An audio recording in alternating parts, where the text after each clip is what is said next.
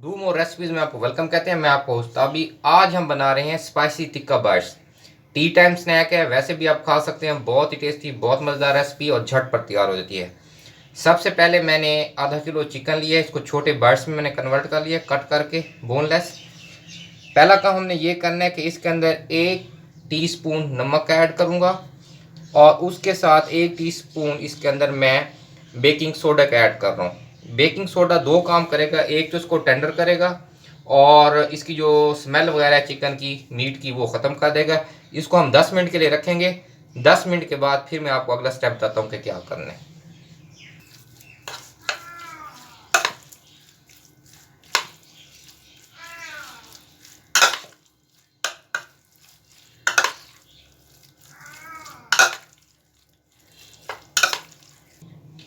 जी viewers, इसको 10 minute हो गए हैं। अब 10 मिनट बाद ये जो मैंने नमक और इसको सोडा लगाया, इसको मैं टोटल वॉश आउट कर लूँगा। वॉश आउट करने के बाद फिर इसमें जो दूसरे इसको मैंने मसाले लगा के ऐड करके रखना है, वो मैं आपको दिखाता हूँ। जी व्यूअर्स, मैंने इसको अच्छी तरह वॉश करके ड्राई कर लिया है।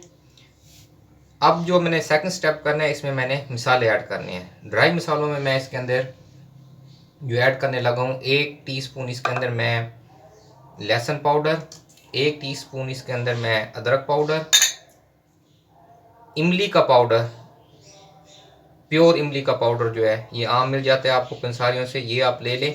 ये इसके अंदर मैं ऐड करने लगा हूँ 1 टीस्पून। इसके साथ इसमें मैं खुश्क धनिया 2 पिंच और एक पिंच इसमें बेसल और ऑरिगानो, ये मैं इसके अंदर ऐड कर रहा हूँ। हाफ टी स्पून दालचीनी का पाउडर इसमें ऐड कर दें। 1 टीस्पून नमक, पहला जो नमक मैंने लगाया था सोडे के साथ वो मैंने वॉश कर दिया, अब मैं इसलिए दोबारा इसमें ये नमक ऐड कर रहा हूँ।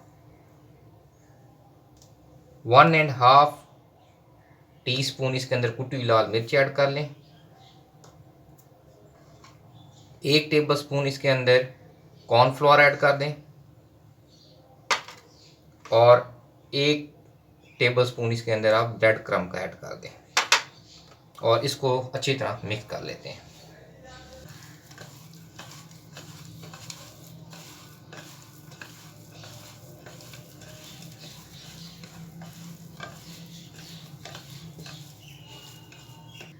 जी भैया, इसको मिक्स करने के बाद इसके अंदर मैं 3 अदर नींबू, उनका मैंने रस लिया, वो मैं इसके अंदर ऐड कर रहा हूँ।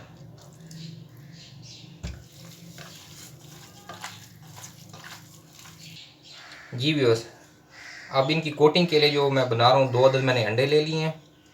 इसके अंदर मैं 1 टीस्पून काली मिर्च, थोड़ा सा इसके अंदर मैं भुना हुआ कुटा हुआ ज़ीरा, कम से कम 1 टीस्पून के करीब इसमें ऐड कर दें और food grade red colour pinch इसमें ऐड कर दें।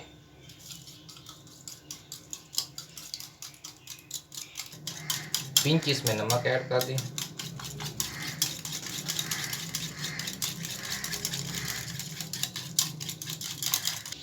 जी व्यूअर्स, अब मैंने ये जो बाइट्स हमने बना के रखे हैं, मैरिनेट करके रखे हैं, इनको मैं जो अंडे का मैंने बैटर बनाया है इसके अंदर डिप करूँगा।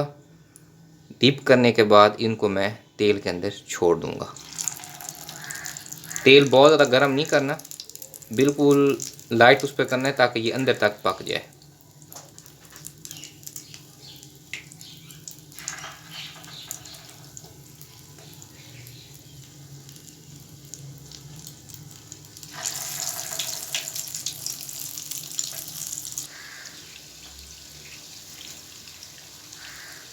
मीडियम फ्लेम पे इनको आराम से पकाएं ताकि ये अंदर तक पक जाएं।